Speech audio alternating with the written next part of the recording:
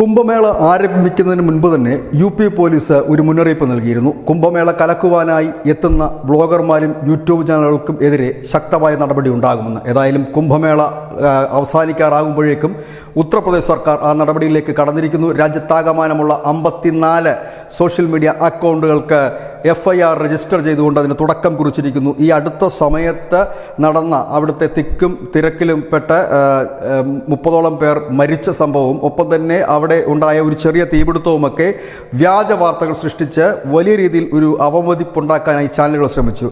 അതിനായി ഉപയോഗിച്ചത് 2020 ഈജിപ്തിൽ കെയ്റോയിൽ നടന്ന ഒരു തീപിടുത്തത്തിൻ്റെ ദൃശ്യങ്ങളാണ് കുംഭമേളയിലെ തീപിടുത്തത്തിൻ്റെ ദൃശ്യങ്ങളായി കാണിച്ചുകൊണ്ട് ഈ കുംഭമേളയെ അപകീർത്തിപ്പെടുത്താൻ ബീഹാർ, ഉത്തർപ്രദേശ് തുടങ്ങിയ ഇടങ്ങളിൽ നിന്നുള്ള യൂട്യൂബ് ചാനലുകളിൽ നിന്ന് ഇത് ബ്രോഡ്കാസ്റ്റ് ചെയ്തിരിക്കുന്നത്. ഒപ്പം തന്നെ ബീഹാറിൽ പുഷ്പ 2വിൻ്റെ പ്രൊമോഷനുമായി ബന്ധപ്പെട്ട് നേരത്തെ ഉണ്ടായ തിക്കിലും തിരക്കിലും പെട്ട അപകടമുണ്ടായിരുന്നു.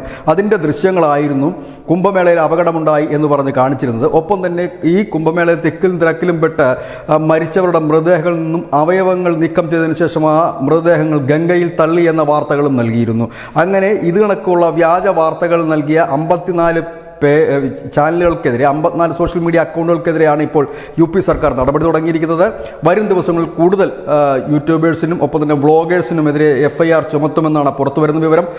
കുംഭമേളയെ അപകീർത്തിപ്പെടുത്തുവാനായി പല രീതിയിൽ വ്ളോഗേഴ്സും ഒപ്പം തന്നെ യൂട്യൂബ് ചാനലുകളുമൊക്കെ ശ്രമിച്ചിരുന്നു. ചിലരെയൊക്കെ ഈ പ്രയാഗ്രാജിൻ്റെ കുംഭമേളയിൽ സന്യാസിമാരൊക്കെ തല്ലി ഓടിക്കുന്ന കാഴ്ചകളും വൈറലായി മാറിയിരുന്നു. ഏതായാലും നടപടിയെടുക്കുമെന്ന് യോഗി ആദിത്യനാഥ് പറഞ്ഞിരുന്നു. ഇപ്പോൾ നടപടിയിലേക്ക് കടന്നിരിക്കുന്നു. തുടക്കം 54 ഈ സോഷ്യൽ മീഡിയ അക്കൗണ്ടുകളാണെങ്കിൽ വരും ദിവസങ്ങളിൽ കൂടുതൽ അക്കൗണ്ടുകൾക്ക് പൊട്ടു വീഴുമെന്നുള്ള കാര്യം ഉറപ്പാണ്. ന്യൂസ് ഡെസ്ക് ന്യൂസിൻ്റെ മലയാളം.